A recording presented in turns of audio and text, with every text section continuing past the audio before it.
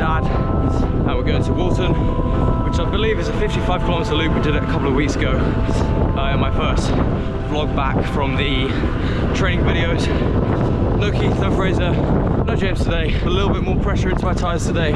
They were pretty flat last ride. Probably only had around 50 PSI, which is very, very soft, so I can definitely feel the difference today.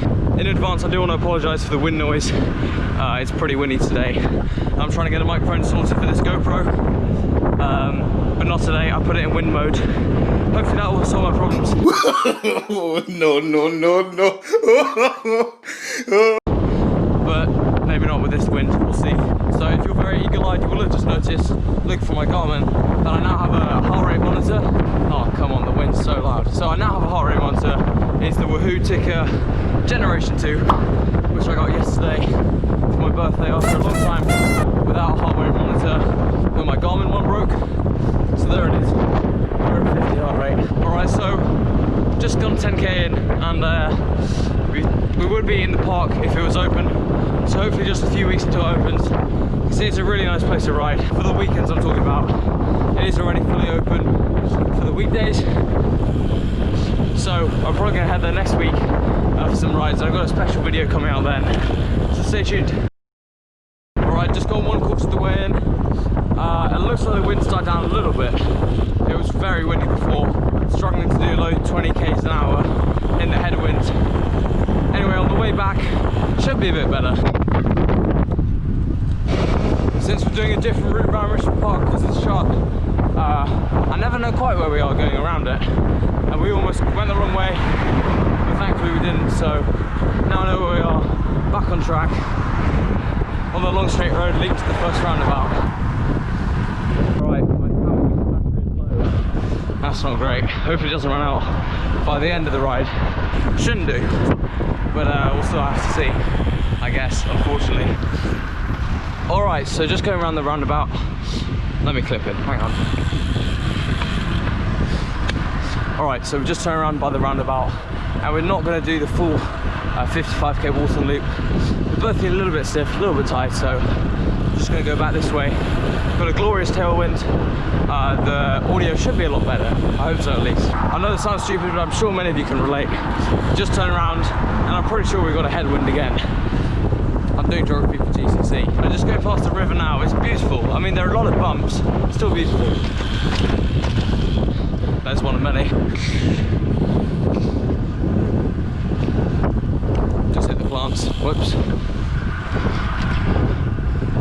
There we go. Beautiful. Come back to Richmond now. We've got a nice tailwind. Hang on to a good bunch of people here. A few minutes ago, a little group passed us, and I thought, you know what, I'm having none of that. Went by with a little bit of a tailwind, hitting holding 50 k's an hour. Oh, definitely worth it, having the headwind and then a tailwind, even if it does feel like you're always having a headwind.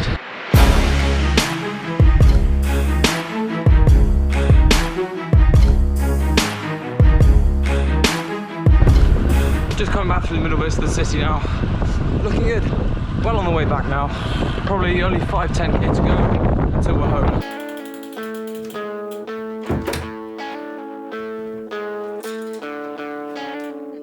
Let's have a look at the stats. Right, so one of the viewers, can't remember who it was, asked if I could finish the vlogs at home, which I think gives it a bit more of a personal touch. So this is the ride that we did today. It was an hour 35, distance just over 42k, average speed of 26.3, including traffic, which is pretty good for London. Train stress score of 54.7. Now, another thing I want to talk about is my new heart rate monitor, Wahoo Tickr Generation 2, which is really cool. I've been long needing a heart rate monitor, especially for Zwift races, because you just keep getting DQ'd if you don't have one. And then also, I got some socks, which are the Castelli Rosso Corsa, which I really, really like already, because the bit which is actually around your foot is very, very breathable, and the top bit is nice and snug. And it's got some nice colours as well. Alright, one last thing I want to talk about is this, which is not that exciting, but it will help a lot in my editing. It's a USB-C to USB adapter, which means that this can go in my computer rather than fiddling with my old computer to get the GoPro footage in Let me show you that quickly. Okay, so what I need to do is just take the door of the GoPro off, take the micro USB out, put that in this USB adapter, plug it into there. Here we go. Okay, there we go. Finally got to the files from today. Drag it into the media pool. That's going to be the end of the video. See you next time.